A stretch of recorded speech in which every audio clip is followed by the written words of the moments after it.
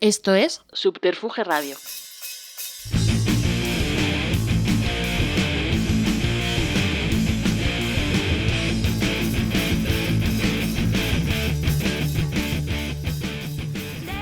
Bienvenidas y bienvenidos a Simpatía por la Industria Musical. Hoy, Simpatía por la Industria Musical alcanza su capítulo 300, y hacerlo no es solo una cifra redonda, es una celebración del tiempo, de la constancia y de la conversación larga. Un podcast que nació para mirar a la música desde dentro, desde sus engranajes, sus contradicciones y sus oficios. Por eso tenía sentido celebrar este episodio con alguien que ha vivido la música desde la creación, pero también desde la industria y sus márgenes. Hoy nos acompaña Kiko Veneno, una figura esencial para entender la música popular en España desde la libertad y la lucidez. Un artista que nunca ha seguido el camino recto ni falta que le ha hecho. Con él hablaremos de inicios, de identidad, de canciones y de tiempo, de su relación con discográficas, editores y con un sistema que a veces acompaña y a veces estorba. Hablamos de oficio, de paciencia y de saber esperar, de cómo se sobrevive sin perderse. Una charla que mira atrás sin nostalgia y hacia adelante sin ingenuidad. Celebrar 300 capítulos así es un privilegio y hacerlo con Kiko Veneno un auténtico honor. Bienvenido, Kiko. Vale, muchas gracias. Bienvenido, Carlos. Es difícil transmitir por un micro cómo tengo ahora mismo los vellos erizados porque realmente, llevo unos días. La vida me ha concedido el poder estar cerca de ti y, preparar proyectos y te lo he dicho, te lo vuelvo a decir y ahora ya para que lo escuche todo el mundo es un auténtico honor tenerte cerca porque para mí, como para muchos, has sido y eres un referente que cada día que te conozco aún más. Así que nada, bienvenido.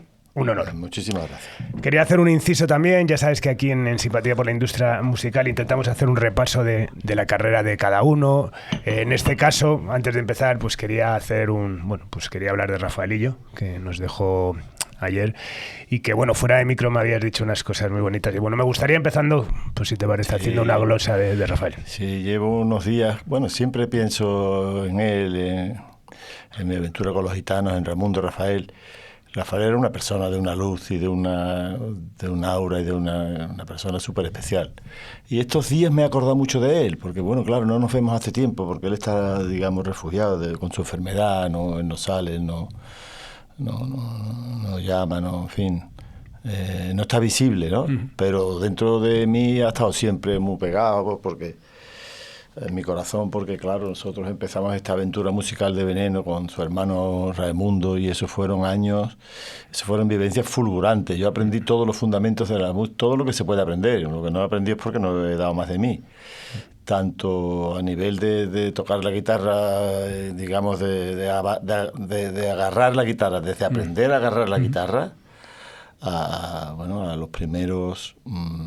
las primeras normas, las primeras leyes no escritas de lo que significa ser músico callejero, después en un escenario, el orgullo de ser músico, la conciencia del clan de los músicos, la partida del compás, la exigencia rítmica, la exigencia también, que eso siempre lo menciono, los gitanos tenían ese código, los gitanos y los que no eran gitanos que vivían con ellos, pero ese código de estar juntos, de ayudarse.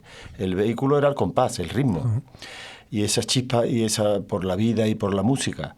Y eso era bastante para tener un código de honor y de ayuda mutua, que eso no lo hubiera aprendido yo si no los hubiera conocido a ellos. Totalmente. ¿Entiendes? O sea, en todas las partes yo creo que hay códigos de unión, los rockeros también lo han tenido y tal, pero como yo lo aprendí con ellos, no lo hubiera aprendido en ningún lado.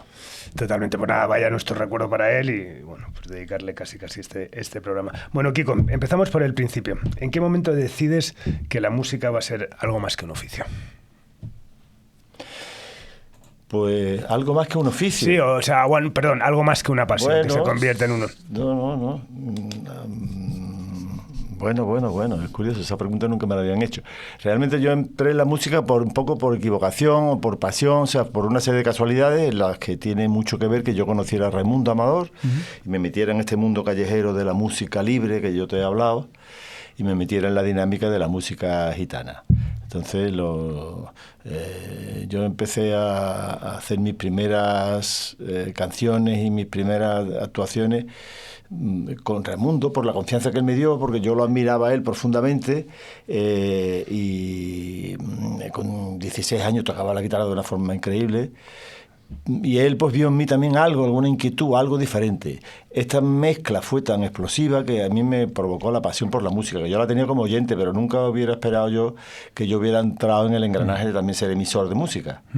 Yo desde muy niño me gustó muchísimo la música, y en cuanto que ya tuve un poco de uso de razón, y ya tenía mi radio, y a los 12 o los 13 años escuchaba los grupos que salían, los Who y los Beatles y la Detroit y la música americana, en fin, empecé a escuchar música y fui un enamorado de la moda musical, digamos, emergente en aquella época en España.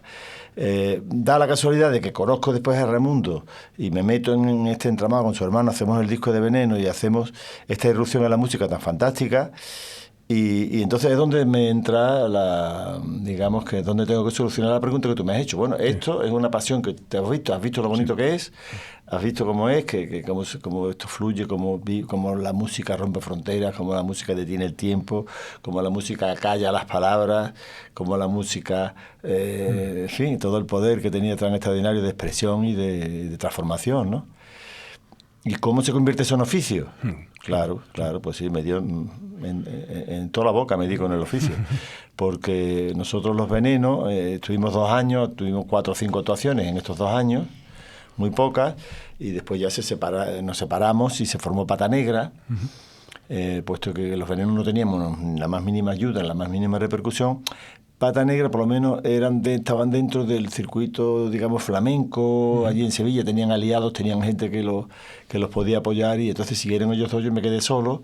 Si Veneno fue en el 77, en el 81 grabé yo mi primer disco solitario, Seré mecánico por ti, con poca fe, con pocos argumentos, porque estaba muy descolocado, pero pensaba que mi oficio tenía que ser la música, que yo había vivido eso y yo no me quería quitar de la música. Entonces realmente yo creo que no entro en el oficio hasta que no hago el cantecito. 15 años después, cuando hago el cantecito, entonces ya empiezo a desarrollar lo que había aprendido con esta gente, con Raimundo y con Rafael, hacía 15 años, lo que había aprendido del oficio musical. Pero no pude desarrollarlo durante esos 15 años de la época oscura que yo llamo, en la que hice discos por estar ahí, para no dormirme de mí mismo, pero que realmente no pude desarrollar un oficio. ¿Y sentías que no encajabas en ningún sitio? ¿Ves? Me dices, por ejemplo, que Veneno fue algo inclasificable, luego Pata Negra sí entró en ese círculo más flamenco. ¿Tú te sentías hasta el cantecito realmente que no te identificabas con ninguna escena? Bueno, no es que me identificaba, yo lo que me identificaba con lo que habíamos hecho. Lo que habíamos hecho era tan grande para mí, tan disruptor además, porque era tan sumamente original y con una fuerza, claro, que es que pues no encontraba la forma yo de continuar aquello, sin ellos. Claro. Tampoco yo no era tan tonto, vamos. O sea, de decir, bueno, pues me he buscado otros gitanos equivalentes, ¿no? Yo que sé, algo así. No, hombre, no, por Dios, la vida no es así, no funciona a base de equivalentes. Yo me encontré desamparado, porque tan glorioso me encontré cuando hicimos Veneno, de poder trabajar con esta gente, poder hacer una obra de esa envergadura, como desamparado me encontré cuando me quedé sin ellos. Claro. Porque claro, yo lo que había hecho era todo con ellos, sobre todo con Raimundo. Entonces, yo solo que podía hacer, sí, podía seguir haciendo canciones, pero ¿cómo las iba a vestir? Y eso fue para mí duro, fue difícil de llevar. El primer disco lo hago con los sonidos de la época, un poco el New Wave, un poco el pop de aquella época, en fin. Realmente hacía lo que podía, pero no. O sea, verás, cualquier cosa que hiciera se me quedaba lejos del éxtasis que era haber hecho el estilo flamenco, este rock con guitarras de palo con Veneno. Bueno, has sido autodidacta, observador y muy permeable a lo que te ha rodeado, ¿no? ¿Cómo se aprende realmente a escribir canciones? Bueno, no sé. ¿Qué estaba pasando en tu cabeza para cuando empiezas con esas primeras canciones? Ya con la edad no sé si decir esta cosa tan terminante. Yo creo que no se aprende nada que tú no lleves un poco dentro, ¿eh? Visto mi experiencia en la vida, la brutalidad que consiste la vida, la inhumanidad en que se está convirtiendo esto, cómo caemos una y otra vez en el mismo horror de vida. Yo no creo que aprender sea lo nuestro, sinceramente. No. Lo de la raza humana creo que aprender no es. No, estoy leyendo ahora la he terminado ya, la historia de los romanos, de Indro Montanelli, de los griegos y de los romanos. Entonces, si lees la historia de los romanos desde que era una monarquía hasta que se hace república y después esos siglos en los que ya, el siglo antes de Cristo, que empieza el cesarismo y el imperio y todo eso. Y es que lees los periódicos de lo que está pasando en el mundo, es lo mismo. O sea, los romanos, ¿qué tenían los romanos? Los romanos tenían las legiones. Las legiones, las primeras eran romanas, claro, pero después cuando expandieron el imperio, las legiones eran como los americanos, eran todos sudamericanos, eran todos emigrantes. No. ¿Entiendes? Las legiones americanas eran todos emigrantes que los tenían. Entonces, los ciudadanos... para ser ciudadanos del Imperio Romano, según los emperadores, según la época, sí, había que ser nacido allí y ser del imperio y tal. Pero el ejército no era. El ejército era extraño, era extranjero. Es exactamente igual lo que pasa en Estados Unidos, ¿no? Cantidad de cosas me refiero con esto, o hablando de Hitler y de Abascal o de Feijóo, o sea, quiero decirte, o de Trump, o sea, son gente que lo que han aprendido del pasado es que hay que repetirlo. O sea, lo que le parece a Trump que es bonito de la vida es repetir Hitler y violentar a la gente y depravar a la gente, destrozar a la gente, machacarlos, echarlos, hacerles la vida imposible. Y eso es lo que... Entonces ayer descubrí, ¿te acuerdas que íbamos para el fútbol y te dije, me acabo de dar cuenta de una cosa, como dice mi amigo Jimmy. El hombre neandertal y los hombres primitivos sobrevivieron a base de aprender a cuidarse. Los antropólogos todos coinciden que los primeros miles de años de la humanidad, cientos de miles, porque desde que estamos en Atapuerca, era el cuidado mutuo lo que hizo sobrevivir a la humanidad. Y esas son nuestras raíces. Entonces eso lo veo en la música mía, lo veo yo. Cuando encuentro a Raimundo y Rafael, ¿qué hago yo? Pues yo era un hombre que había nacido en Cádiz, urbano, pero con un conocimiento rural, porque iba todos los veranos al campo. Me encanta el campo, me encantan los campesinos, me encanta la España interior, me encanta la agricultura, ¿sabes? Los animales. Entonces, yo me di cuenta que lo que estoy haciendo es buscando raíces, ¿no? Y las raíces neandertales son el puchero, que te lo hablamos ayer, que nos tiene un cocido muy bueno. El puchero es la comida neandertal por excelencia. Y la música neandertal es sentarte al lado del fuego y ponerte a cantar y a contar las cosas, ¿no? Y esas son las raíces cuando la música de verdad cumplía esa función que cumplía la olla, de sanar, de llenar, de compartir la vida, ¿no? Total. Bueno, tu relación con la industria musical discográfica ha sido larga y cambiante. ¿Cómo la definirías? Cambiante no, siempre han sido los hijos de puta. ¿Qué diagnóstico? Pero, hombre, yo te lo puedo definir, no, yo te lo explico lo que ha pasado, definir lo que lo define cada cual. Yo ficho con CBS en el año 77, porque Ricardo Pachón, el productor que nos lleva ahí a firmar eso, tenía crédito ahí porque había hecho Lolo y Manuel. Entonces tenía un montón de crédito. Por supuesto que no ganamos nada, pero simplemente nos pagaron el disco. El disco fue 6 días en Madrid, en un hotel. Tampoco que fue... Pero estuvimos 3 meses o 2 meses y pico ensayando en Sevilla. Total, que entonces este disco sale como sale, tú lo sabes cómo sale. Inmediatamente la industria musical, en este caso la CBS, se avergüenza del disco, porque eso no se lo pueden poner a nadie. Incluso algunos de ellos presumen de ponérselo a las visitas desagradables, ¿no? Cuando ya se nos hace un poco ya esto, una visita un poco, y le ponemos el disco y ya se van pronto. Entonces, bueno, mi primer impacto, y claro, mi primer contacto con la industria musical fue muy frustrante. Tenían el disco ese, lo tenían guardado en un cajón y les daba vergüenza. Lo que pasa es que yo no sé por qué, yo después ya me dediqué a buscarme la vida, ya 3 años, 4 años después, me hice el disco yo también con CBS, de Ser Mecánico por Ti, pero me dediqué a buscarme la vida, pero no sé por qué el disco salió en una tirada económica, Precio Redondo se llamaba, algo así. Y entonces se empezó a convertir un disco de culto, un disco apreciado, en lo que tuvo que ver el rastro. El rastro fue el vehículo, el mercado en el que el disco de Veneno se hizo un disco de culto, fue el Rastro de Madrid. Yo eso no lo sabía. Claro. Eso no lo sabía. Pero se vendieron, según me contaron gente de la propia compañía, se vendieron 300.000 discos en los 5 años siguientes. Ya. Entonces, bueno, yo seguí haciendo discos. El primero lo hice con CBS, después ya trabajé con otras compañías. Hice un disco también,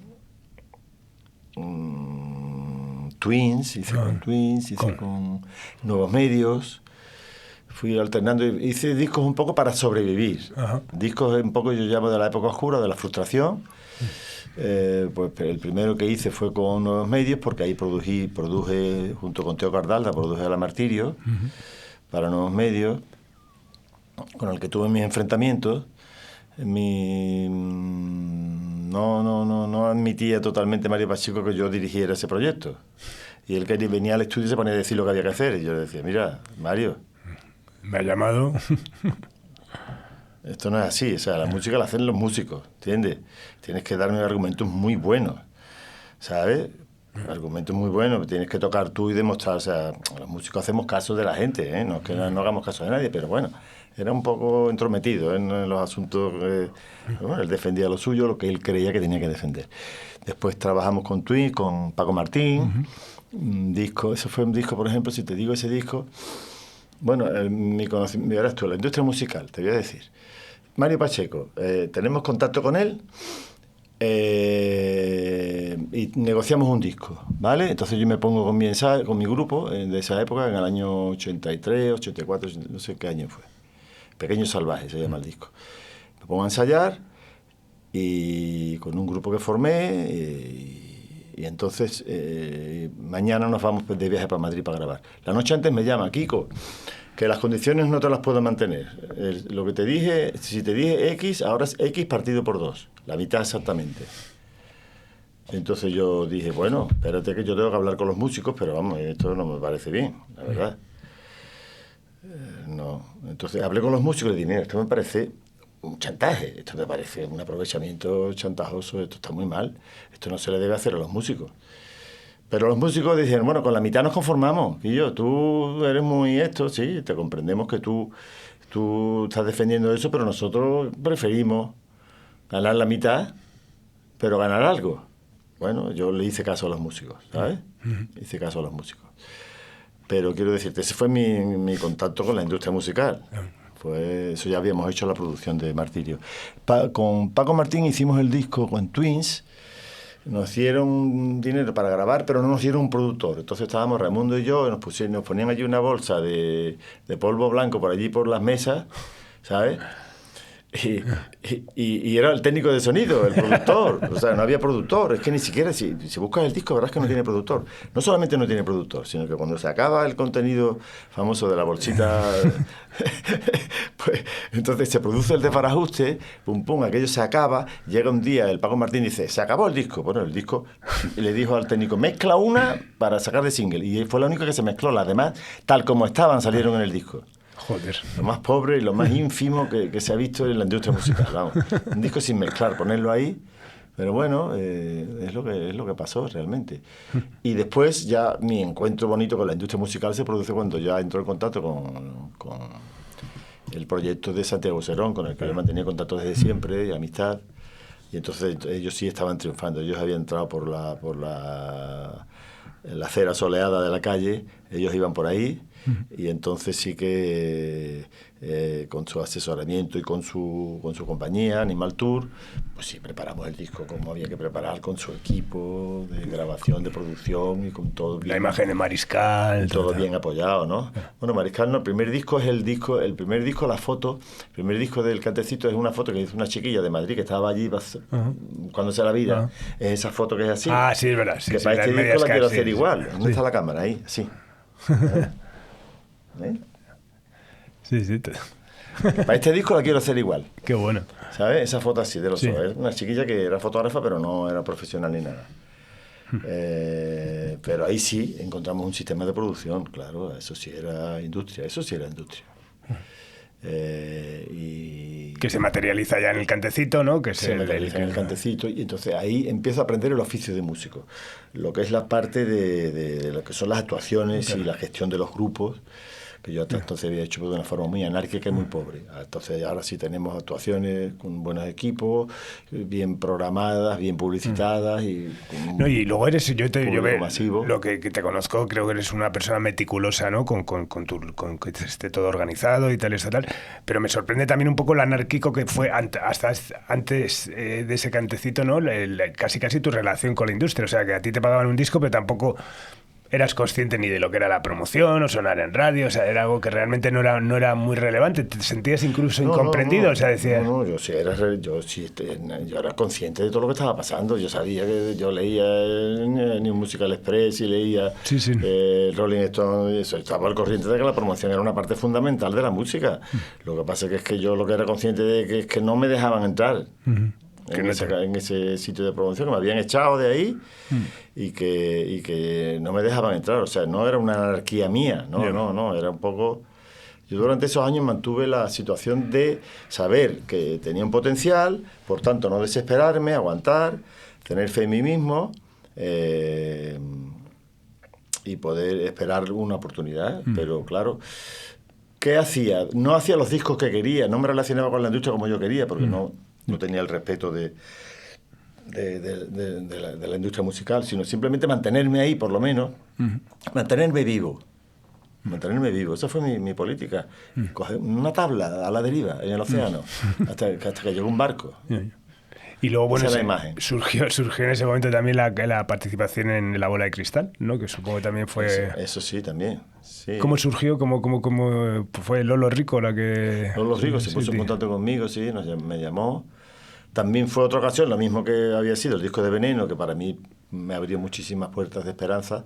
Pues con esto también vi una ventana de luz. Digo, hombre, esto se puede reconducir, porque esto lo ven millones de personas y esto va a ser una cosa muy popular. Y aunque se dice muy popular, pero de alguna forma tampoco sirvió para relanzar mi carrera musical.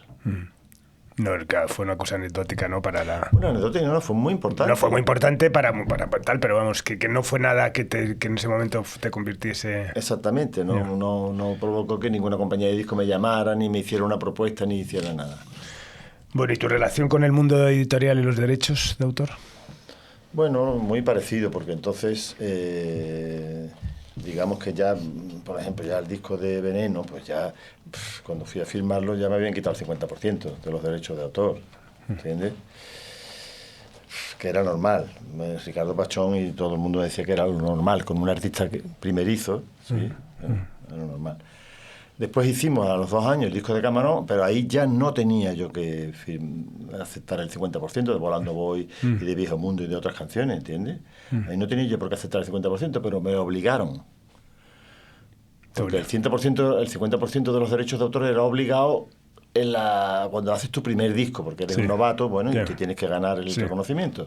Pero cuando estás trabajando ya para otro, y más un artista consagrado como Camarón, ese fue ya el primer robo grande que me hicieron, fue ese.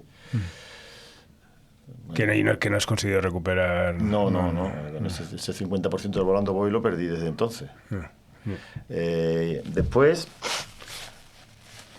y ya las canciones son mías y los derechos de autor no los negocio ya con nadie a partir del año 2000, que empiezo a hacer los discos yo con mi propia sello particular, buscando alianzas para la distribución, y ahí sí que ya tengo los derechos de autor en mi propia editorial. Siempre en mi propia editorial, que lógicamente yo no utilizo mi editorial como una plataforma publicitaria, igual que las editoriales, digamos, normales no lo utilizan. Las editoriales normales utilizan los créditos, los títulos de propiedad de las canciones para mercadear, para comerciar, intercambiar. Yo te abro aquí, tú me abres allí. Pero realmente yo ni siquiera hago eso. Yo simplemente mantengo mi sociedad... y mantengo mis derechos de autor lo más independiente que puedo, simplemente para tenerlos. Y esa parte que tienes firmada, de todas formas, sí tienes control sobre ellas, ¿no? O sea, siempre, al final, Volando Voy, me imagino que se debe sincronizar cada año 3 o 4 veces, ¿no? Sí. Me imagino que en todo el mundo, además, ¿no? O sea, que bueno, al final... A pesar de eso, te tienen que pedir permiso a ti para poder utilizarlo. Bueno, no tanto, ¿verdad? No es que me piden permiso por una regla, digamos, de buena educación, de cortesía. ¿sabes? Yeah. Realmente no lo necesitan. No lo necesitan porque la ley en España es muy estricta con eso. O sea, el derecho sobre lo que se puede hacer con una obra está en manos de la editorial. No está en manos del autor. No está en manos del autor. Lo que pasa es que siempre la editorial procura tener cercanía, procura tener que haya un mutuo acuerdo, pero realmente no necesitan el permiso del autor, porque la propiedad intelectual, digamos, que pasa al que delega, al que tiene los derechos de autor, los derechos editoriales. Vale. Bueno, tu carrera no ha sido lineal ni inmediata. ¿Crees que eso te ha protegido como artista? Bueno, verás tú. Hablar de distopías, de utopías, ¿qué podía haber pasado si hubiéramos triunfado los venenos? ¿No? Podíamos haber sido los Gypsy Kings españoles, porque los Biobá, que fue el primer éxito de los Gypsy Kings, eso es lo que cantaba Rafaelillo con los gitanillos allí en las 3000 en Sevilla. Los Biobá salió en Sevilla. Ajá. Ah, vale. Sí. ¿Qué podía haber sido? Nada. Quiero decir que es pura imaginación. Podemos escribir una novela sobre eso, pero nada que se acerque a nada. No, a lo que voy es eso, que te ha protegido. Joder, para muchos, entre los que me incluyo, eres el gran artista ahora mismo. Creo que posiblemente de manera inconsciente, ¿no? Porque te iba a decir, la siguiente pregunta era, bueno, ¿qué precio se paga por no seguir los tiempos del mercado? Es decir, tienes una imagen, transmites una imagen un poco de outsider, ¿no? De haber ido un poco a tu bola. Pero quizás por lo que me estás diciendo también es, bueno, yo hacía mis canciones y al final la vida me llevó para ir a mi bola, ¿no? Pero que realmente no es algo premeditado, ¿o sí? No, hombre, premeditado no. Nadie premedita no triunfar, ¿verdad tú? Ya. Lo que pasa es que después, una vez pasado el tiempo, es verdad que yo agradezco lo que me ha pasado. ¿Por qué? Porque he visto compañeros míos que han tenido un éxito fulgurante, pero he visto también cómo el éxito te machaca, cómo el éxito te quita libertad, cómo el éxito te convierte más en un objeto comercial, más que en una persona. Y cómo el éxito te limita artísticamente, porque, bueno, primero ya empiezas a creer en Dios de una forma escandalosa, porque ya lo he visto, todos los grandes que han tenido éxito, de momento ya Dios me ha iluminado, ya empiezan a flipar. Luego no pueden salir a la calle porque la gente los acosa. Seguidamente se divorcian de su mujer porque empieza a funcionar la cosa de otra manera. Quiero decirte que hay que pagar un precio extraordinario por estar ahí en la fama de la industria, en la fama que la industria quiere para ti. Las portadas, la imagen. Entonces también eso me ha cogido muy lejos, y yo estoy muy agradecido a la vida que nunca me haya conducido por ahí, sinceramente, Carlos. O sea, que te sientes más cómodo en la periferia. Me siento mucho más cómodo, porque hablando de la tensión centro-periferia que hay en España. Claro, que te sientes más cómodo en la periferia. Me siento más cómodo en la periferia. En la periferia, España y Estados Unidos son muy parecidos, ¿no? En el centro, ¿qué es lo que hay? Los terrones y los magas, ¿no? Los americanos que no saben dónde está España y que son ultraconservadores, ultra religiosos. ¿Dónde están las ideas libres, de libertad, de unión, o sea, o de comercio, o de conocimiento del mundo? ¿Dónde están las ideas progresistas, entre comillas? Pues están en California, están en Nueva York. En España, ¿dónde está? ¿Qué es lo que hay aquí? En España es un descampado. ¿Y quién manda aquí? Vox, el Valle de los Caídos. ¿Dónde se apaga el eco del Valle de los Caídos? Donde hay un poquito de mar, por Dios. ¿Entiendes? En Andalucía, que fue donde primero entró Franco porque le cogió, pero bueno, sobre todo Cataluña y el País Vasco, toda la parte mediterránea quiero decir, la tensión que hay entre el centro y la periferia. Esa es la tensión enorme que hay entre el centro significa la propiedad de la tierra, lo antiguo, la gente esclerotizada con la idea de la propiedad. Y fuera, en la periferia, está la circulación de ideas, el progreso, progreso entre comillas siempre. Circulación de ideas, libertad, ver la vida más allá de la pobreza que tú tienes delante. Porque la gente del interior tiene una manifiesta imposibilidad de ver lo que hay más allá, porque es que les han dicho que eso es la y están muy no es su culpa, ¿no? Están muy acendrados en sus ideas, y sus ideas son la tierra, la piedra y Santiago y Cierra España. Eso tiene una explicación histórica, pero que es así. Y claro, estar en la periferia es la única forma creo yo, de progresar. Si estás en el sistema, puedes progresar para el sistema. Progresas para el sistema, pero te conviertes en una estatua con espada, claro que sí. Bueno, has vivido todos los formatos, ¿no? El vinilo, el casete, el CD, ahora el streaming. ¿Qué crees que hemos ganado y qué hemos perdido? Los formatos no tienen nada que ver, creo, con o sea, representan, indican el cambio que ha habido en la música, pero no hay que echarle las culpas a ellos. La culpa de por qué la gente no tiene ya en su habitación, en el formato que quieras, su música, y apagan la luz, se ponen su velita y ponen su ambiente para escuchar música y disfrutar en soledad o con los amigos y flipar y viajar con la música por el espacio y por el tiempo. No la pueden tener los formatos. La tiene que es que el sistema no nos permite tener el tiempo que necesitamos para vivir. O sea, nosotros tenemos que vivir, pero rapidito y que pase el siguiente. Y que pase el siguiente. Venga, al hoyo que viene el siguiente. Y vámonos que nos vamos. Entonces no hay tiempo ahí para y por supuesto para crear la música también. No hay tiempo para disfrutarla, pero tampoco hay para crearla, porque las canciones salen de unas hogueras enormes, unas borracheras muy grandes, cuando las personas se unen y entonces empieza a circular libremente, lo mismo que el alcohol o las drogas por las venas, empieza a circular las melodías y las armonías por las mentes de la gente, y entonces se pierde el éxtasis y la gente se levanta y canta y baila y profiere gritos y hacen melodías, improvisan. Eso se olvida. Eso al día siguiente resaca gorda, ¿vale? La siguiente reunión, de nuevo, acuden ecos de aquello que hicimos y se vuelven a cantar esos tonos y uno se va para acá, el otro para allá. Y después de miles de éxtasis se van consolidando melodías, ritmos, actitudes. ¿Entiendes? Eso es la música, así es como nace la música.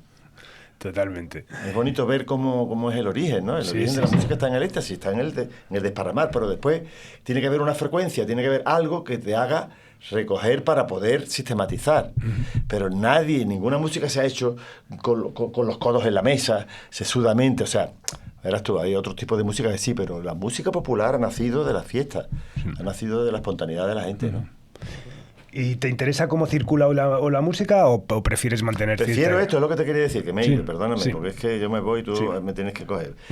Porque es que, claro, lo que te quiero decir es que ¿dónde está el tiempo hoy para hacer la candela y para dejar que lata todo eso y para juntarnos en eso? Bueno, hay artistas que tienen un talento extraordinario y son capaces de ver esas raíces en la civilización actual, tan digital y tan lejos de la candela que tenemos. Y hay gente que todavía es capaz de recrearlo, ¿no? En esos ritmos tribales, en los coros, cuando se canta coros, todo ese tipo de cosas, cuando se ve, en fin, cuando en la música nos vemos, no la actitud de un artista que hace gorgorito, que tiene unas facultades y que de pronto canta así para arriba y canta para abajo, no.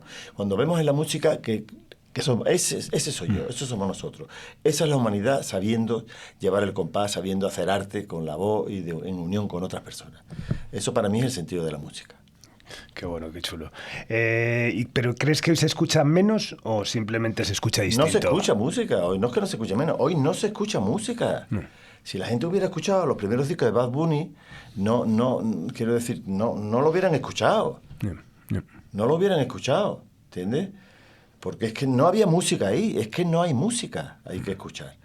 La música ha sido sustituida por otra cosa, ya la moda, la prisa por estar ahí en el escaparate. Verás tú, no le quiero quitar yo mérito hablando de esto, no le quiero quitar, verás tú, hay música, el reggaetón. El reggaetón es una música que como música no pasará a la historia porque es que no es música, quiero decir, no tiene ninguno de los valores que hacen que la música sea deleitable y que pueda pasar a las siguientes generaciones. Como ha pasado el rock, que es la música clásica del siglo XX, o como la música clásica del siglo XIX, o el jazz. Pero claro, no hay que quitarle valor porque es un instrumento pues generacional, un instrumento de tribal, de gente que lo tiene, pero quiero decir que se ha convertido ya en un elemento de expresión muy lejos de lo primordial, que es lo que significa la música para los hombres, para las personas, que es la unión, la experimentación y el probar, el viajar a través de las melodías. ¿Entiendes? A través de construir a través de los sonidos y de las armonías algo que las palabras no es capaz de hacer. Entonces, claro, el rap es muy interesante, pero lo primero que significa el rap es la impotencia. La impotencia, porque yo cuando empecé a escuchar rap la primera vez, que hay cosas buenísimas, tú lo sabes, hay cosas interesantísimas, pero lo primero que pensé fue, así no es como vamos a derrotar a estos parlanchines de la televisión y a estos políticos corruptos que están engañando a la gente. Con más palabras, no. La música se opone más frontalmente, más radicalmente al lenguaje tergiversador de las palabras. Eso siempre lo he creído, ¿no? Bueno, hemos hablado de tu relación con las compañías, con la editorial y con la prensa musical. Bueno, no he tenido el placer de hacer grandes entrevistas en España, muy pocas. Con muy poca frecuencia he encontrado a periodistas que me hagan preguntas verdaderamente interesantes. O sea, en el sentido de preguntas que me hagan pensar a mí y que me den una dimensión a mí de lo que yo estoy haciendo. Prácticamente les he tenido que contar mi vida una y otra vez y explicarles en qué consiste esto. Pero realmente entrevistadores que me hayan indagado y hayan metido el dedo en la fuente de mi creación, de donde yo saco mi alma, donde están mis canciones, donde está lo más profundo que yo quiero decir, o las motivaciones más personales, más íntimas. Mi visión del mundo como cultura, como una agencia cultural de intercambio total. No he tenido esa experiencia de poder compartir eso con periodistas musicales en España, porque es que en España la industria musical la veo como muy pequeña. Hablamos esto también ayer, ¿no? Claro. Mucha voluntad y muy buen rollo, pero como muy pequeña, se conforma con poco porque tiene... Bueno, se conforma con poco porque... La compartimentación también del capital, porque llega un momento en que cuando entran las multinacionales en España, había aquí en España muy buena música, muy buenos sellos locales, tú lo sabes, Pavox, Belter, hacían unas cosas extraordinarias. Cuando se entran las multinacionales, digamos que se compartimenta más y no interesa tanto potenciar aspectos nacionales de la música. Luego está la parte de la americana en español, que siempre ha tenido una tradición tan fuerte, tan acojonante, tan buena, que de alguna forma... ha sobrepasado a la española. O sea, en América nos quieren mucho a los españoles, lo quieren, al flamenco, y el espíritu español lo quieren mucho, pero ellos mismos tienen una potencia musical tan grande que tampoco la industria española tiene como para tener el mercado americano abierto totalmente a ella. Entonces, lo que es la industria española se ha desarrollado en un margen muy estrecho, entonces poco desarrollo, poca industria. En resumen, poca industria, y la industria se ha desarrollado en las grandes metrópolis y en los grandes países que han difundido y que han exportado la música y la forma que el capitalismo ha sabido llevar eso adelante. Hombre, yo creo también que por mi experiencia personal, que también se han convertido por un lado está lo de la dimensión, pero por otro lado también es como en economías circulares, ¿no? Me parece muy interesante lo que dices de que nunca has tenido pocas oportunidades de una entrevista en profundidad donde te lleva a los sitios donde crees que te puedes explayar y contar, ¿no? Pero porque, bueno, al final... muchas veces se hacía el lanzamiento, se registraba ese lanzamiento, se promocionaba y parte de la promoción era en entrevistas donde quería muchas veces que volvieses a contar lo mismo, ¿no? De siempre, ¿no? Sí, bueno, y sobre todo esto que yo lo enmarcaría también en el descenso del nivel cultural de la humanidad, No te estoy hablando de la industria musical, sino en España. O sea, cada vez estamos menos por la cultura y estamos más por las bombas, por los videoclips de violencia y por la guerra. O sea... y por sálvate tú, sálvese el que pueda y me voy al gimnasio para ver si te puedo dar 2 cuantas más fuerte todavía. O sea, que todo eso significa un retroceso cultural extraordinario. Total. Lo que estaba destinado a que fuera un intercambio cultural, una apertura de ideas, una comunicación, se ha empobrecido terriblemente. Y esto, lógicamente, lo refleja la industria musical. O sea, la industria musical se ve... mucho más pobre, se ve, bueno, incluso ya está dentro de los fondos de buitre estos que están en la guerra, digamos. Sí. Está mezclado todo ahí. Está todo mezclado ahí, fíjate qué barbaridad, pero es así. Volviendo al oficio, ¿sigues escribiendo desde el mismo lugar que al principio o ese lugar ha cambiado? Totalmente, sí. Eso sí. Yo me di cuenta que mis canciones valían para algo. Yo hice un viaje a las Canarias cuando tenía 22, 23 años. Estuve allí 9 meses y cuando volví ya tenía algunas canciones. Hice, junto con toda clase de delincuentes, San José de Arimatea. Y un día estaba con Raimundo, se la toqué y me dice Raimundo, tócala otra vez. Y eso para mí es como el Play It Again, Sam, de Casablanca. O sea, Sí. tócala otra vez, me ha dicho este tío, que la toque otra vez. ¿Qué habrá visto este hombre? Pues esto es una coplilla que se me ha ocurrido a mí, que esto es una cosa que se me ha ocurrido a mí, pero que no tiene más valor que se me ha ocurrido a mí. Claro, yo tardé mucho en asimilar que lo que se me ocurría a mí tenía un valor. Pero eso nos pasa a muchos humanos, ¿eh? Muchos humanos dudamos de lo que se nos ocurre, porque claro, estamos tan adiestrados como perros a no tener fe en nosotros mismos y solamente tener fe en el dinero y en la multitud, no en nuestro individuo interior. Claro que yo... Entonces eso lo recuerdo como... Lo tengo en mi alma que me retumba en mi cabeza. Tócalo otra vez, Kiko. Y digo, este tío. Y entonces yo se lo toqué otra vez. Y entonces, claro, y entonces él metió una guitarra y unos punteos ahí en El calor me mata. Yo cuando el calor me mata, la lluvia me perdí. Y decía, no. Digo, hostia... Y entonces yo me di cuenta de eso con Raimundo. Qué bueno. Y después con su hermano, ¿entiendes? De que yo podía hacer. Entonces digo, esto es muy fácil, esto abres el corazón y suelta lo que tengas dentro. Y si lo tienes, lo tienes. Yo tardé también mucho tiempo en hacer una cosa, te lo tengo que decir porque intenta contar el máximo número de verdades. Nosotros en la época de Veneno creíamos mucho en las drogas. Nuestras drogas eran el cannabis y el LSD. El LSD... el cannabis como un uso normal, digamos, para salir del mundo y poderte dedicar a la música. El LSD era viaje a otro mundo, era un sacramento. Esos eran nuestros dos pilares. Y entonces estábamos firmemente imbuidos, quizá también yo lo aprendí esto con los gitanitos, ¿no? Que claro, con los porros y con todo esto, la música, eso era para los porros, claro que sí, yo lo estaba viendo que era así. Tardé muchos años en darme cuenta que no eran los porros, que era yo. Cuidado. Ahí intervino mucho Santiago Serón y mucha gente que me ayudaron, pero sobre todo eso, ¿sabes? Una cosa tan tonta, ¿no? Y tan fácil de decir y de explicar, pero que se puede convertir en difícil de entender, ¿no? ¿Y hay algo que no te interese escribir? ¿Te interesa escribir, aunque antes sí? Hay temas que no... Yo no... vamos a ver, yo no soy escritor, yo soy músico. Entonces, a mí yo pienso en músicas, en melodías y en ritmos, y pienso en frases que tienen contenido y melodía y rítmica interna. Pero estas frases son para rellenar la música. O sea, la música, la letra como un instrumento más. Como un instrumento más. Lo que pasa es que, claro, la música como un instrumento más, pero yo adoraba, una de las cosas que yo adoraba cuando entré a escuchar música, porque los Beatles, las letras, yo no sabía lo que decían, pero sabía que decían I love you, sí. ¿entiendes? No decían más nada. Pero, por ejemplo, sí tuve oportunidad de aprender mis primeras canciones y de disfrutar mucho con Bob Dylan y con Paco Ibáñez. Ajá. Entonces yo me propuse desde un principio que si hay que rellenar, vamos a aprender a rellenar, vamos a rellenar con buen material. No vamos a rellenar esto con queso como se hace ahora, todo venga queso ahí para adelante, no, vamos a meter cosas de verdad. Entonces pero yo me veo como un escritor limitado, ¿no? Como un escritor limitado, no sé yo si yo, vamos, verás tú, no te quiero decir que yo me ponga ningún límite, pero que yo valoro el acto de escritor tanto como el musical, pero lo veo dentro de la música, me veo como escritor para dentro de la música, ¿no?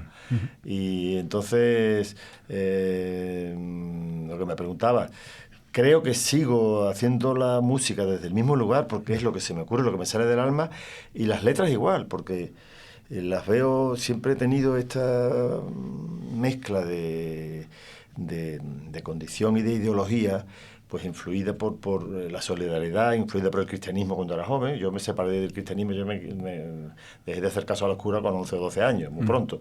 Pero indudablemente, por ejemplo, hay un mensaje del cristianismo que siempre lo acepté, no es el de pon la mejilla, que tampoco está mal, pero me refiero. Es el mensaje de que somos todos uno y de que ayudarnos a unos a los otros, de no despreciar a nadie. O sea, el mensaje humanista, profundamente humanista, que era el cristianismo, que después la Iglesia desprecia, se salta a la torera perfectamente, constituye un mensaje humanista y un mensaje de ayuda y mutua. La Iglesia lo convierte en un mensaje institucional de opresión y de poder. Claro. Con su propio ejército y con su propio todo eso, una barbaridad. Pero quiero decir, la idea de que el mundo está para ayudarse unos a otros, la idea de la poesía, de la cultura como motor del mundo. Eso lo pude vivir porque también la generación hippie lo primero que demostró a nivel ideológico fue su oposición a la guerra y cómo se podía parar la guerra y cómo lograron parar la guerra del Vietnam, que es una cosa que desde entonces no han querido indagar en la idea de nadie. ¿Sabes? Quiero decirte que no se dice eso lo suficiente, no se ha explicado lo suficiente que los hippies lograron parar la guerra del Vietnam. Entonces, que al no explicarse eso, no se ha explicado un mecanismo de protesta muy válido y muy activo, que realmente fue verdad. ¿Entiendes? ¿Para qué? Pues para dejar a la gente desprotegida de armas, para no tener ese armamento, para que la gente no retomara el arma esa de buscar la libertad y de estar oponerse a la guerra. Simplemente, vamos a ver, ¿cómo el negocio más grande de la humanidad va a ser la guerra? Nos tenemos que oponer radicalmente a eso. Nos tenemos que poner que toda la economía del mundo esté basada en la guerra y sea el motor principal. Nos tenemos que poner. Entonces yo quiero decir, mi ideología es solidaria, mi ideología humanista, mi ideología cultural, la poesía. ¿Qué es la poesía? La poesía es esa cosa que tú no entiendes, pero te deja ese cúmulo de palabras y de expresiones que te sitúa en el más allá de lo que tú eres capaz de entender y más allá de lo que eres capaz de entender y de lo que eres capaz de decir. O sea, es un umbral de misterio. Es un umbral de misterio en el que se abre la puerta realmente de lo que hay que entender en la vida. ¿Entiendes? La letra grande y la letra chica. No, la letra oculta. Esa es la que busca la poesía. Todo lo intangible. Y claro, la civilización cada vez va más a lo tangible, a las caras, a las bombas, al dinero, a todo lo que no vale. Pero si eso ya lo venían viendo los hombres desde hace 2 millones de años, hombre. ¿Entiendes? Si nosotros nos tenemos que desarrollar en otra cosa, en lo que no vemos, en la unión nuestra, en la intimidad, en el arte, en la profundidad de la vida, en el misterio del cosmos. Eso es lo que nos tiene que unir, no el tamaño de las bombas y del dinero y la cabeza de Trump. Bueno, y esa reflexión constante que está claro en la que estás va asociada también a la composición. Es decir, ¿la composición, las ideas surgen permanentemente o utilizas periodos donde dices voy a componer? No, eso es permanente. Permanente. Siempre estoy escribiendo notas, ideas y eso. Lo que pasa es que lo que sí hago, que en mis letras, yo procuro este desarrollo de ideas que he hablado antes, procuro no desarrollarlo mucho, o sea, más bien nada. En mis letras todo esto que está, que yo digo, está pero en frases como un poco ocultas, pequeños versos que van en esta dirección de lo que te he hablado, de mi sistema de valores, pero yo intento que las letras no sean la declaración de un sistema de valores. Las letras tienen que ser una declaración más humana, más cercana. Estados de vida, conversaciones, declaraciones. Mucha gente por las letras no sacará mi ideología, ¿sabes? O no tendrá claro hasta qué punto soy una persona amante de lo libertario, amante de la izquierda y de la generosidad y de la solidaridad mundial, en contra del capital y en contra de la guerra, ¿entiendes?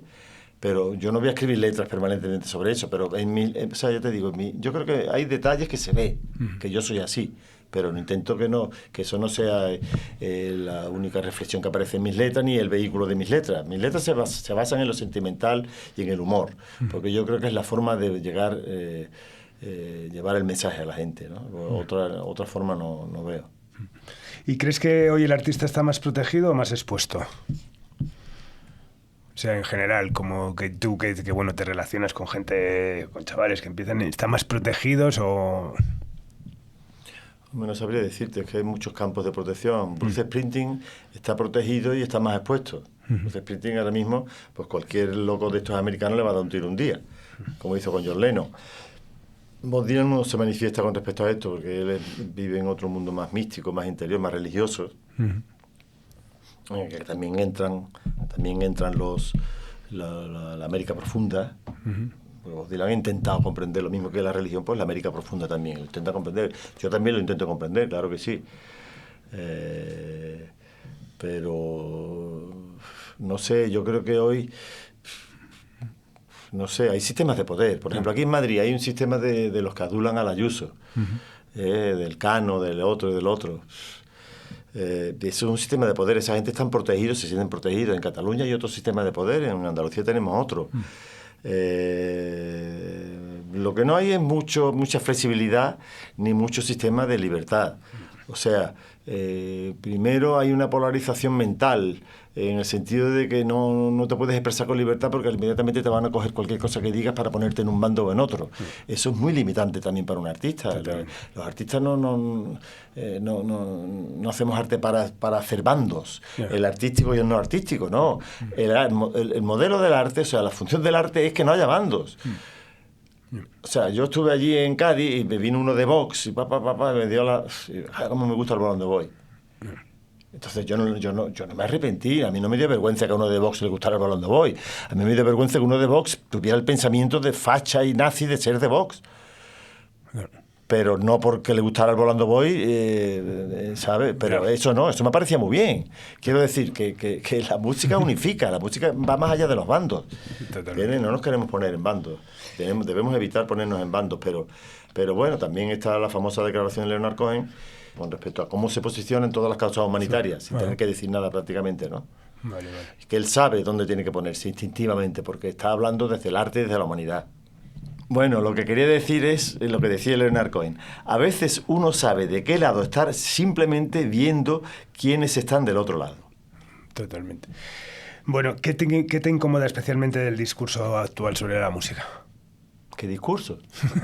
Yo no veo que haya ningún discurso. Es un antidiscurso. La música no vale. Lo que vale es la imagen. Claro. Lo que vale son las series. Lo que vale son los anuncios. Los seguidores. Los seguidores, el número de fans, los likes, lo esto, lo otro. Ir para acá, para allá con los auriculares puestos mirando para abajo. Y a mí me da mucho coraje la gente que cruza los semáforos y ya es que ni siquiera miran a ver si viene algún coche que no ha visto que hay un semáforo. Pero yo no veo que haya ninguna... No, yo creo que la debilitación que hace el sistema capitalista del arte consiste en desparramarlo, en devaluarlo, en ponerlo en todos lados. Por tanto, devaluado. Al estar en todas partes no tiene valor ninguno. ¿Y te preocupa, te inquieta el devenir del futuro de la música como oficio? Del futuro del mundo. La música es una mierda al lado del castañazo que va a pegar el mundo. Me preocupan las inundaciones, me preocupa el cambio climático, me preocupa la onda neonazi que hay, la falta de humanidad, me preocupa que la gente esté muerta por la calle y la gente no se paren a socorrerla. Eso es lo que me preocupa. La música al lado de eso es una preocupación secundaria. Ni ahí tenemos nada que hacer, o sea... Pero que tenemos un valor, tenemos un trabajito, sí, tenemos un trabajito, algo que aportar en los entierros, un poquito de solemnidad, un poquito de conciencia, en los renaceres, un poquito de esperanza, pero eso, no mucho más. ¿Pero crees que la música seguirá siendo un espacio de libertad real? No lo es ahora mismo. La música ahora mismo no es un espacio de libertad real. Es un espacio de libertad real creo yo que para alguna gente, pero minoritario. O sea, la libertad real es minoritaria. O sea, los músicos que tienen, el grupo de músicos que tienen libertad real es minoritario. La mayor parte de la gente hace apuestas publicitarias, hace lo que les mandan, lo que les dicen, siguen la corriente, nada que ver con el arte. No manifiesta... la música actual no manifiesta la vena artística por ningún lado prácticamente. Y después está lo de cantar, lo de creerse que saber cantar. Eso ya es la gran maldición que a mí me aperrea. Estos chicos, estas chicas que tienen esa voz tan limpia, tan alta, pero ¿para qué quieres esa voz si no tienes ni idea de lo que estás haciendo? Afinas perfecto, una voz. ¿Pero qué me quieres expresar? ¿Qué me quieres contar? ¿Que tienes una voz bonita? ¿Ese es tu mensaje? Hombre, por Dios. ¿Entiendes? Eso es muy pobre, ¿no? Entonces es lo peor del mundo, porque es tener todo, pero no tener la más mínima capacidad para expresar arte con eso. Sino simplemente... es como una mujer o un hombre que tiene un cuerpo perfecto, sí, que tienes más, pero sabrás hacer algo con él, ¿no? El cuerpo sí, pero mira también lo que voy a empezar con el cuerpo, y te coge y te deja listo, ¿entiendes? Y eso es la vida, pero con el cuerpo nada más, ¿qué vas a hacer? ¿Qué haces con el cuerpo nada más? Entonces, hoy simplemente que es que no existe no existe eso, vamos. Bueno, ¿y qué papel crees que ya está jugando la tecnología y bueno, todo esto que ahora hablamos, se habla de la inteligencia artificial de la creación? La inteligencia artificial es un bluff extraordinario, es un bluff ya que es llover sobre llovido, sobre mojado, y cuando la gente ya está muy torpe, porque el Photoshop venía haciendo inteligencia artificial desde hace ya unas 2 décadas. ¿Entiendes? Y en el intermedio hacían los trucos que ponían a la cara del Felipón y nada, hace una década antes de la inteligencia artificial. O sea que eso es un bluff. Con respecto a la tecnología, ahora mismo es el diálogo más pertinente de los músicos, de la minoría de músicos que queremos tener libertad. Yo creo que tenemos que dialogar y tenemos que pensar, reflexionar qué significa la tecnología en la música, porque en el mundo ya sabemos lo que significa. En el mundo significa establecer nuevas barreras de poder, desconexión generacional, significa vallas virtuales que aíslan a amplias capas de población, significa manipulación, significa nazismo, significa populismo y crueldad, porque es la expansión, o sea, la expansión de lo digital corre paralela a la inmersión de lo cultural, al debilitamiento de lo cultural. Eso claramente, eso es lo que veo. Pero ya, aparte de eso, que es a nivel general, como músico, tú te planteas, pues la irrupción de las máquinas ha sido muy relevante en la historia musical desde que entra en los 80 el techno. Y bueno, de alguna forma, verás tú, yo pienso lo siguiente, está la música techno dance, la de Sirat, que ya es entregar, o sea, ya es máquina, eres el Dios, yo te adoro y me postro ante ti y ven, llévame donde quieras. Entonces, cuando el hombre renuncia al ritmo, renuncia a su individualidad y se deja llevar por el Dios máquina, que te da el tiempo, te machaca el corazón, ¿vale? Eso es una postura de entrega, pero simbólica, puede ser interesante porque es una aceptación también de algo que nosotros hemos creado. Es un punto de vista cultural muy interesante que como siempre pasa en la humanidad, tardaremos mucho en descifrar a lo mejor, ¿no? Tardaremos mucho en descifrar. Por otra parte está lo que es la música digital, la tecnología aplicada. Yo lo primero que veo, la primera música disco de Detroit y el house, todo eso, yo escuché la guerra de Irak. 1, 2. Yo cuando escucho de lejos la música, eso, el bombo a uno, escucho un desfile militar. Eso es mi visión, sí, lo que yo escucho. Sigo dialogando con las máquinas. Entonces veo que hoy la música, la gente, las nuevas generaciones requieren una música digital porque es lo que los identifica, no entienden la condensación de sonido que hay alrededor de los instrumentos tradicionales como la batería, la falta de limpieza que tiene la música antigua.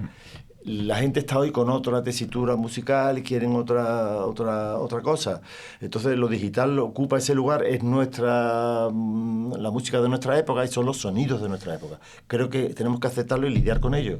¿Cómo lo hacemos? Bueno, pues yo creo que me da mucho coraje cuando la música es solo digital y no está bien tratada. O sea, los sistemas verás, tú escuchas una fiesta por bulería, están tocando las palmas, pero nunca es igual.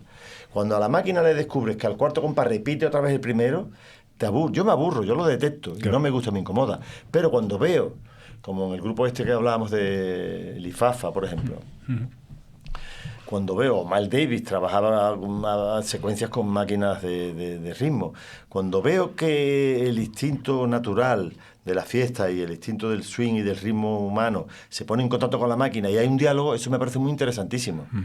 Ahí sí me parece muy interesante, pero la música dirigida solamente por máquinas, para cantar y para hacer armonía, la veo empobrecedora. Aparte de los dejes militares que ya te he dicho en el bombo a uno, que siempre me han preocupado mucho de la música industrial digital, digamos, ¿no? Pero bueno, que es un mundo que te ha interesado. Has trabajado con Bronquio, has hecho cosas también. Es un disco interesantísimo, es que hay una cantidad de sonidos ahí. Hay una apertura a los sonidos que eso te da una libertad mental y una libertad de crear espacios sonoros increíble. Lo que pasa es que yo creo que hay que ser muy cuidadoso y hay que ser muy, muy artista para poder de verdad mezclar eso con sonidos más naturales y con procedimientos más humanos, ¿no? Hay que contrarrestar, hay que poner los dos.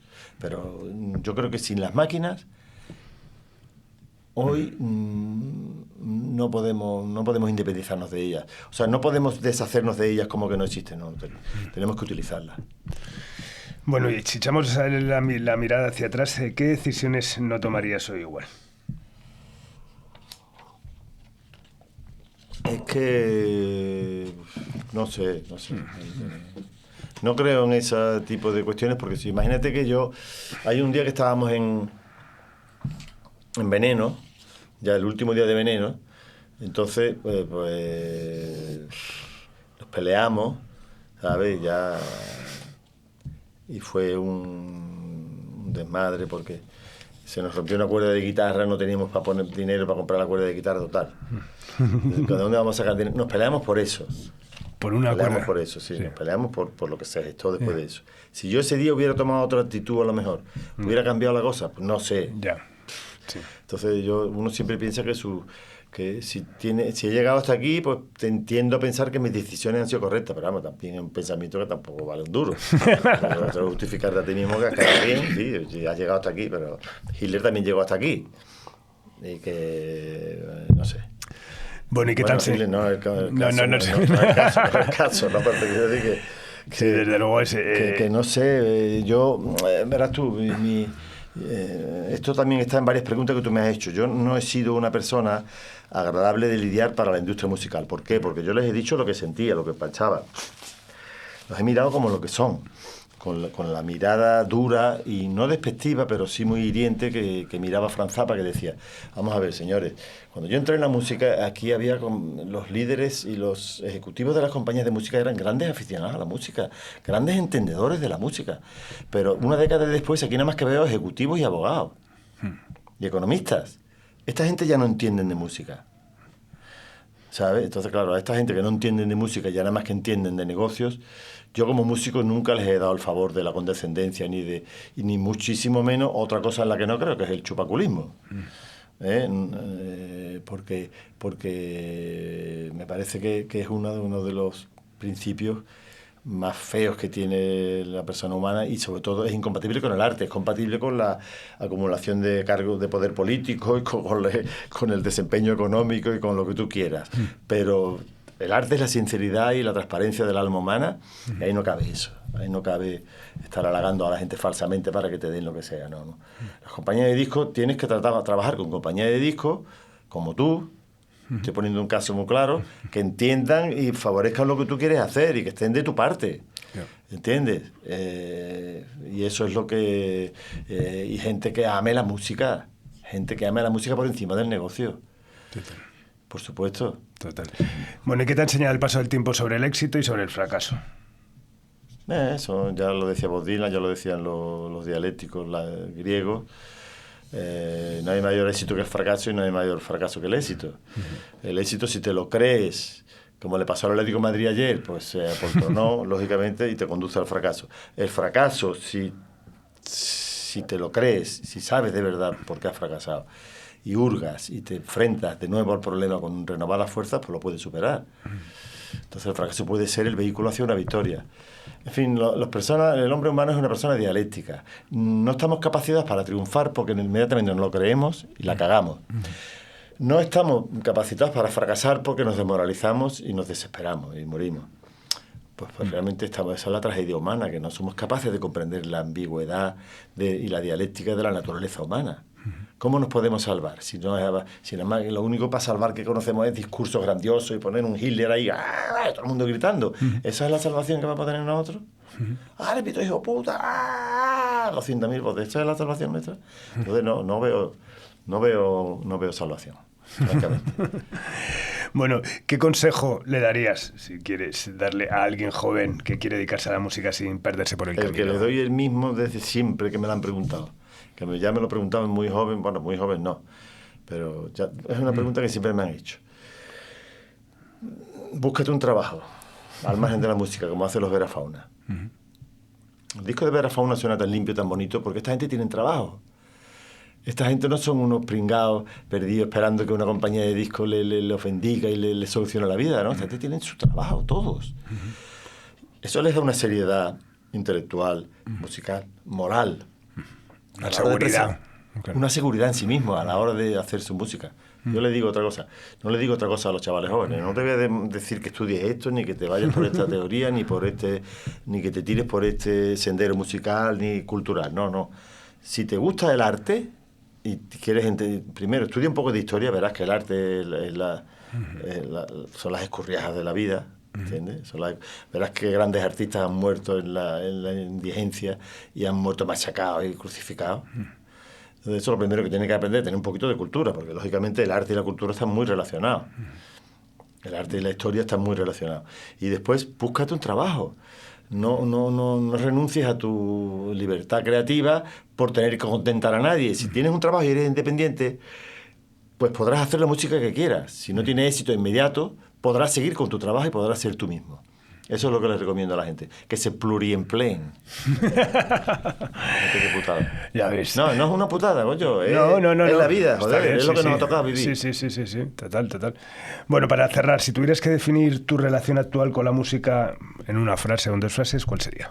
Hombre, yo estoy muy contento, muy satisfecho, porque la música me da la vida de una forma increíble. Cada vez más contento de yo ser agente musical, de ser un agente musical. Porque, en fin, ver que, sobre todo con 73 años, que se me siguen ocurriendo canciones y melodías y estar siempre pensando en términos musicales y en la música como un medio de comunicación tan bonito, ¿no? Tan abstracto, tan libre, tan maravilloso, pues eso es mi felicidad, poder pensar mucho en música y poder sentir mucho la música. Qué bueno. Pues nada, Kiko, un auténtico placer. De verdad, muchísimas gracias. Un honor contar con tu testimonio en esta especie de enciclopedia musical que estamos haciendo de audio. ¿Vale? Muy bien, pues muchísimas gracias. Nada, despedimos esta nueva entrega de Simpatía por la Industria Musical en Subterfuge Radio, agradeciendo al equipo de Subterfuge Radio su dedicación e importancia vital para llegar a este capítulo 300, y hoy en especial a Sandra Pérez, que ha estado una vez más a los mandos técnicos. Y nos vamos, despedimos Simpatía por la Industria Musical, el podcast donde apenas suena música, pero es de música, de todo lo que se habla, y esta vez nos vamos con Guitarrita de Kiko Veneno. Adiós.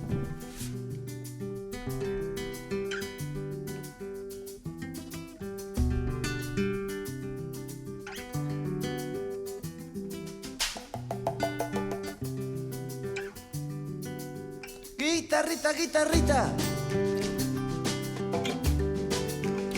¿dónde te has metido? ¿Cómo te han echado de menos?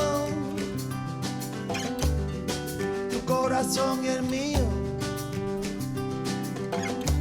Guitarrita,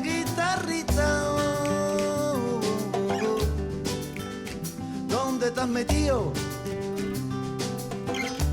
¿Cómo te han echado de menos?